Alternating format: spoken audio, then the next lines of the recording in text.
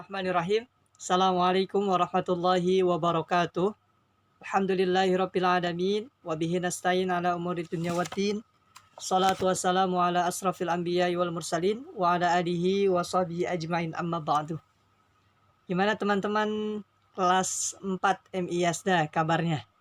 Insyaallah senantiasa dalam keadaan baik-baik saja, dalam keadaan sehat, dan senantiasa dalam keadaan semangat dalam menuntut ilmu. Adapun pada pagi hari ini insyaallah kita akan melanjutkan materi di pertemuan sebelumnya, yang mana di pekan lalu kita sudah mempelajari melalui media Zoom. Adapun insyaallah hari ini kita akan melanjutkan. Ya, silakan dibuka buku paketnya dan sembari disimak materi atau penjelasan yang Bapak sampaikan. Oke, baik, mari kita mulai dengan membaca ayat Bismillahirrahmanirrahim. Bismillahirrahmanirrahim. Silakan di buku paketnya dibuka. Kemarin kita sudah mempelajari bagaimana Nabi Muhammad SAW berdakwah baik secara sembunyi-sembunyi selama 3 tahun, kemudian berdakwah secara terang-terangan selama sekian tahun. Nah, adapun bagaimana Rasulullah berdakwah kepada keluarganya, kepada para sahabatnya, kemudian bagaimana Rasulullah menyampaikan dakwah ajaran agama Islam kepada masyarakat Quraisy pada saat itu, dan beberapa alasan yang sudah Bapak sampaikan mengapa kaum kafir Quraisy menentang atau menolak ajaran Islam yang disampaikan oleh baginda Nabi Muhammad SAW. Di antaranya karena persaingan kekuasaan, persamaan hak antara bangsawan maupun dengan hamba sahaya. Kemudian mereka takut akan adanya hari kebangkitan atau hari di mana Allah Subhanahu wa taala mempertanggungjawabkan atas apa-apa yang kita lakukan selama di dunia. Kemudian juga mereka juga menolak karena takut meninggalkan atas ajaran-ajaran nenek moyang mereka yang mereka anggap benar semua, yang itu yang mana hal tersebut merupakan hal yang salah. Kemudian larangan menyembah dan memperjualbelikan berhala. Ini sudah Bapak sampaikan mengapa masyarakat Quraisy menentang ajaran agama Islam. Adapun hari ini insyaallah sedikit muhasabah, yang mana di sini pelajaran yang dapat kita ambil dari perjuangan baginda Nabi Muhammad SAW mendakwahkan agama Islam kepada masyarakat Arab, yang mana hikmah maupun pelajaran yang dapat diperoleh oleh kita semua, yaitu diantaranya yang pertama yaitu menyadari bahwasanya kesabaran dan keuletan atau semangat dalam berjuang menegakkan agama Islam ini harus ada di dalam diri setiap muslim. Di bagian yang pertama, jadi bagaimana baginda Nabi Muhammad SAW sabar dalam menghadapi segala cobaan yang beliau hadapi, dan bagaimana juga baginda Nabi Muhammad SAW beliau tetap semangat, tetap berjuang, tidak gentar, tetap maju dalam mendakwahkan agama Islam atau menegakkan agama Islam, karena beliau yakin bahwasanya dakwah Islam yang beliau sampaikan akan senantiasa mendapatkan pertolongan kepada Allah, sehingga kita juga sebagai para pengikutnya, para pengikut Nabi Muhammad SAW sudah seharusnya tetap senantiasa bersabar, tetap senantiasa semangat dalam menyampaikan agama Islam kepada masyarakat di sekitar kita. Adapun yang kedua adalah memahami bahwasanya tugas seorang Rasul adalah hanya menyampaikan kebenaran. Sedangkan beliau Nabi Muhammad bukan orang yang memberikan hadiah, namun hidayah. Namun hidayah hanya khusus dari Allah Subhanahu wa taala yang Allah berikan kepada para makhluknya. Maksudnya apa? Seperti halnya Abu Jahal. Abu Jahal adalah paman Nabi Muhammad SAW. Namun tentu Rasulullah cinta kepada pamannya. Namun apakah Abu Jahal ini masuk Islam? Kenyataannya apa? Tidak.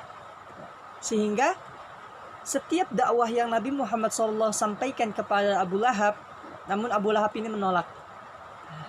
Sehingga hidayah ini bukan Nabi Muhammad yang mengelolanya, Ya, bukan Nabi Muhammad yang mengaturnya atau mengelolanya. Siapa yang mengelola dan siapa yang mengatur? Yaitu Allah Subhanahu wa taala. Allah akan menunjukkan kepada orang-orang yang dikhususkan atau orang-orang yang diberikan hidayah oleh Allah. Sedangkan Rasulullah tidak ada kemampuan untuk memberikan hidayah. Namun beliau hanya menyampaikan risalah, menyampaikan ajaran yang diperintahkan, yaitu agama Islam atau dakwah Islamiyah. Adapun yang ketiga, yaitu berdakwah dengan cara yang bijaksana, ya, dan lemah lembut, seperti yang dicontohkan Nabi Muhammad SAW. Bagaimana Rasulullah menyampaikan dengan baik, dengan bijaksana terhadap apa-apa yang sedang dilakukan oleh masyarakat Quraisy. Ya, ketika ada tantangan, ancaman, beliau tidak mundur, beliau tetap tegas, tetap kuat dalam menyampaikan ajaran agama Islam. Dan juga beliau tetap bijaksana dalam menghadapi masyarakat Arab Quraisy, terutama pemuka Quraisy yang menolak akan ajaran agama Islam. Sehingga mereka menyadarinya sendiri, wah ternyata bagaimana Rasulullah mencontohkan hal-hal yang baik, sehingga mereka malu sendiri, sehingga mereka menyadari bahwasanya ajaran agama Islam adalah ajaran yang benar. Ya, Masya Allah.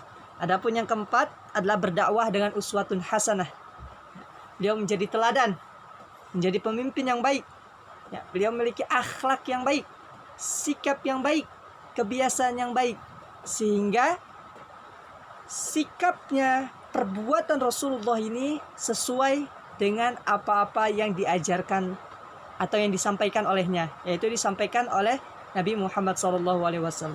Nah, di sini ada kisah yang mana Rasulullah SAW adalah orang yang terpercaya. Beliau adalah orang yang jujur, sehingga mendapatkan gelar Al-Amin di masyarakat Arab pada saat itu. Ya. Jadi ketika Nabi Muhammad SAW beliau pergi ke Bukit Sofa, di Bukit Sofa yang ada di kota Mekah, kemudian Nabi Muhammad menyampaikan, memanggil kepada seluruh masyarakat Quraisy pada saat itu. Ya, kemudian sehingga masyarakat Quraisy itu berkumpul di hadapan Nabi Muhammad SAW. Kemudian Nabi Muhammad berkata, bagaimana menurut pandangan kalian atau pendapat kalian jika aku katakan bahwa pasukan musuh yang berkuda berada di balik bukit-bukit itu, ya, jadi banyak bukit yang hendak menyerang kepada kita semua. Kemudian pasukan kaum kafir Quraisy pada saat itu menjawab, tentu kami akan meyakini, tentu kami akan mempercayai, ya, dan lain sebagainya. Karena Rasulullah adalah orang-orang yang jujur. Ya. Kemudian setelah itu Rasulullah menyampaikan bahwasanya Rasulullah menyampaikan dan mengabarkan kepada masyarakat Quraisy pada saat itu bahwasanya beliau Rasulullah adalah utusan Allah. Dan masyarakat Quraisy diperintahkan atau diperingatkan agar menyembah kepada Allah Subhanahu wa taala semata, yaitu Allah yang Maha Esa, karena tiada Tuhan selain Allah dan tiada Tuhan yang berhak untuk disembah kecuali Allah Subhanahu wa taala. Adapun bagi mereka yang menolak, maka mereka akan mendapatkan azab Allah Subhanahu wa taala. Nauzubillah min zalik. Ya. Rasulullah sudah menyampaikan hal demikian. Namun setelah itu bagaimana, Pak? Setelah itu ternyata dakwah yang disampaikan oleh Rasulullah ini ditentang, dilawan, ditolak secara mentah-mentah oleh pamannya sendiri. Yaitu siapa, Pak? Abu Lahab. Ya.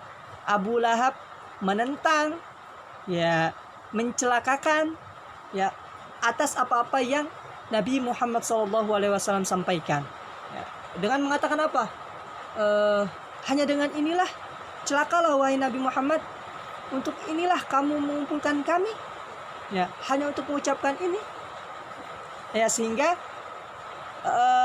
Abu Lahab ini mendapatkan gelar yang buruk yang Allah Subhanahu wa taala berikan. Bahkan kita tahu secara bersama yang mana yang mana Abu Lahab di dalam surah Al-Lahab, yaitu menceritakan tentang Abu Lahab ini. ya orang yang senantiasa menentang atau menolak ajaran agama Islam. Ya, di dalam Al-Quran ada, ya, yaitu di surah Al-Lahab. Ya, Bapak bacakan, A'udzubillahi minasyaitonirrajim, Bismillahirrahmanirrahim. Tabbat yada abi lahabin wa tab, ma aghna anhu maluhu wa ma kasab, sayasla naran dzata lahab, wa imra'atuhu hammalatal hatab, fi jidha hablum mim masad. Ya, yang artinya binasalah kedua tangan Abu Lahab, dan sesungguhnya dia akan binasa nanti di akhirat kelak. Ya. Tidak berguna kepadanya harta bendanya sebanyak apapun dan atas apa-apa yang dia usahakan selama di dunia. Kelak Abu Lahab ini dia akan masuk ke dalam api neraka yang bergejolak. Dan begitu pula istrinya, pembawa kayu bakar yang di lehernya ada tali dari sabut. Nah, jadi Abu Lahab beserta istrinya ini adalah orang yang terus-menerus menentang dan menolak ajaran agama Islam. Sehingga mereka berdua, yaitu Abu Lahab dan istrinya, kelak akan dimasukkan nerakanya Allah, yang mana apinya bergejolak, ya, dan mereka akan kekal di sana. Ya, nauzubillah min zalik. Ya, sehingga mudah-mudahan kita semua terhindar dari hal-hal yang demikian. Ya, ini ilustrasi bagaimana Nabi Muhammad SAW memanggil masyarakat Quraisy, masyarakat Mekah pada saat itu untuk menyampaikan kebenaran ajaran agama Islam. Ya, beliau berada di Bukit Sofa, kemudian memanggil masyarakat Quraisy agar dapat menerima ajaran atau dakwah yang disampaikan oleh Nabi Muhammad, namun ditentang atau ditolak oleh Abu Lahab, yaitu pamannya sendiri. Demikian yang bisa Bapak sampaikan, kurang lebihnya Bapak mohon maaf yang sebesar-besarnya. Kita tutup dengan membaca ayat Alhamdulillahirabbil alamin. Alhamdulillahirabbil alamin. Assalamualaikum warahmatullahi wabarakatuh. Waalaikumsalam warahmatullahi wabarakatuh. Syukran. Terima kasih.